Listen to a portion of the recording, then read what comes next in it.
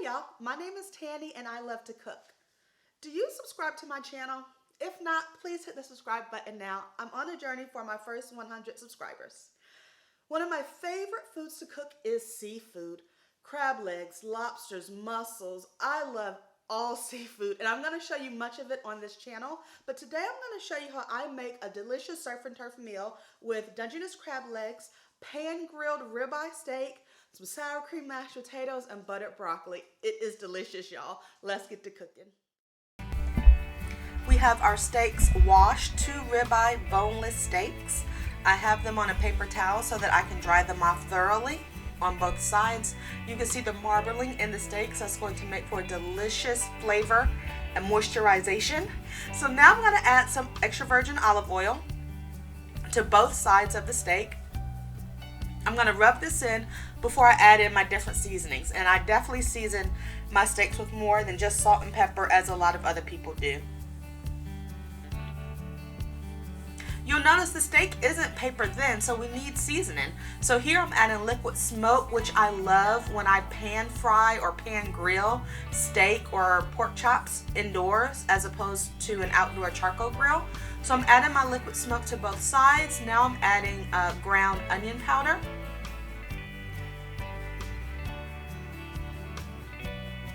Next up is ground garlic powder, black pepper,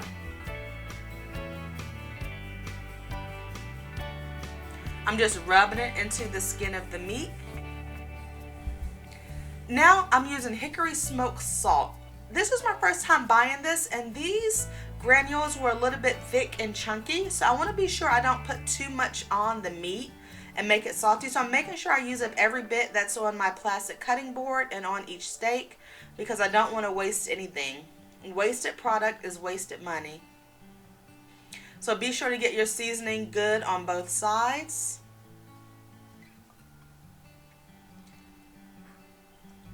You can buy smoked sea salt in the local Walmart. You can also order it online. I have a link below this video to get my favorite smoked salt from Amazon.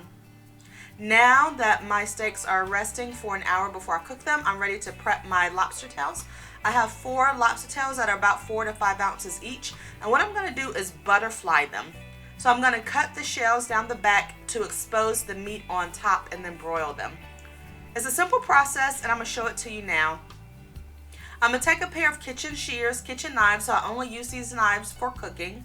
I keep them in my cooking utensil drawer, and I'm going to just cut down the back of the lobster tail, trying not to cut into the meat, but if I do, it's not that big of a deal. Then I'm just going to spread open the shell gently so that I don't break much of the shell, but if a little 1 or 2 pieces crack, it's not that big of a deal. And I'm sorry that I took my lobster tail out of frame for that split second, but you can see I'm using my finger or 2 fingers underneath the lobster tail to lift it out of the shell. And you just want to take your time and do this gently so you don't rip the meat or rip the shell. So there, I have my meat exposed from my lobster tail. It's beautiful.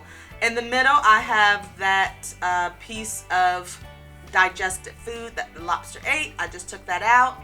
And I'm making sure that my meat fits smoothly on top of the shell for a beautiful presentation. I'm going to cut off any bloody bits or pieces that aren't white meat. Later, we're going to wash this to make sure we get everything off very well. So I'm going to do one more for you here. I'm going to cut the lobster tail down the back. You want to cut it through until you get to the point of the tail. Don't cut all the way through it, and we're just cutting the shell, not the meat. These are cold water lobster tails. You would do the same process if you bought warm water lobster tails, but the meat, the flavor is just a little bit different when cooked. Cold water lobster tails tend to be more expensive than warm water, but both are delicious. So I'm just pulling out the meat by inserting my 2 fingers at the bottom of the meat and the shell to pull it out gently without completely ripping it. And again, we see the digestive remains in the lobster. We're just going to clean that out. Nobody wants to chew on that.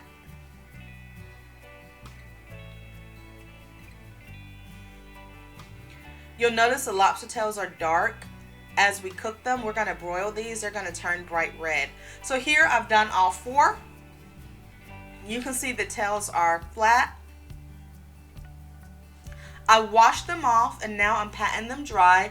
So I got a new plastic cutting board sheet. I'll have a link to these in my description box as well. They're very helpful to keep my cutting board clean and sanitized. But I do still wash and sanitize my wooden cutting board.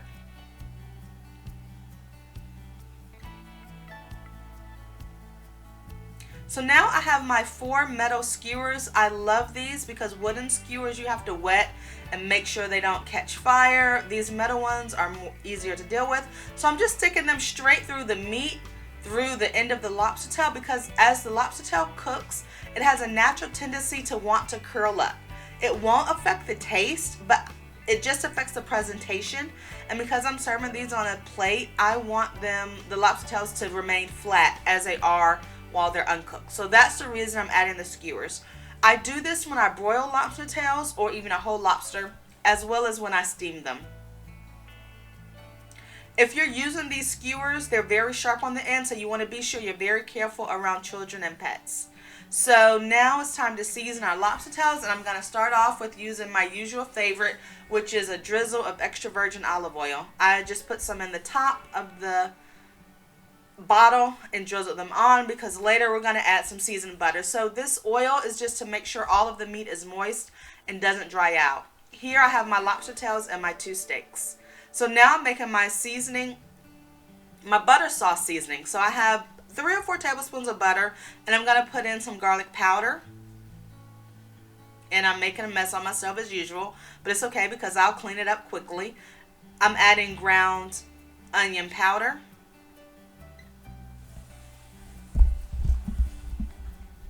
I don't have a fresh lemon today, so I'm just going to use some squeezed lemon juice. And I'm going to get my measuring spoon out. I just want to use a teaspoon. You don't want to use too much lemon for 4 tablespoons of butter. It just throws the flavor off to me. I definitely want that buttery creaminess to be prominent. So now I'm just wiping off my stove. I clean as I cook. That's how I was trained. So I have my lobster tails. In the top left corner, you can see the sour cream. That's for the mashed potatoes I'm making. So now I'm just going to drizzle my garlic lemon butter over the lobster tails. I want to get it on the lobster meat as well as the lobster shells. All of this is going to broil. I have my stovetop broiler. This is Hamilton Beach. It has a rotisserie in it. It's pretty cool. So I'm going to put it on broil for 10 minutes. But I'm really not focused on the time. I'm going to broil these until they're bright red. So next up, I have my cast iron grill pan. I've had this thing for years. I have some olive oil in it, and now I'm just going to drop in one of my steaks. If your steaks are small enough, you could put in 2, but today I didn't want to crowd it out, so I just have 1 steak. I like the cross-hatch look, so look at those grill lines. Awesome. So now I'm just going to turn it, and then in a few minutes we'll have our crosshatch look for the grill marks. Now this is one of my favorite kitchen items. This is a silicone fry pan cover. So you know how grease will pop up at you right in your eyeball? This silicone pan cover will stop it from catching you in the eyeball, which really hurts. You'll still see a little bit of grease on your stove, and that's okay.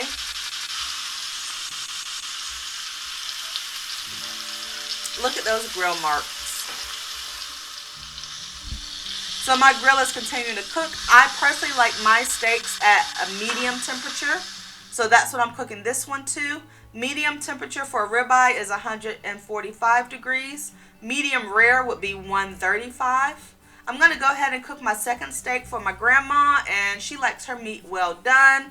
She don't want to see no red or no pink in the middle.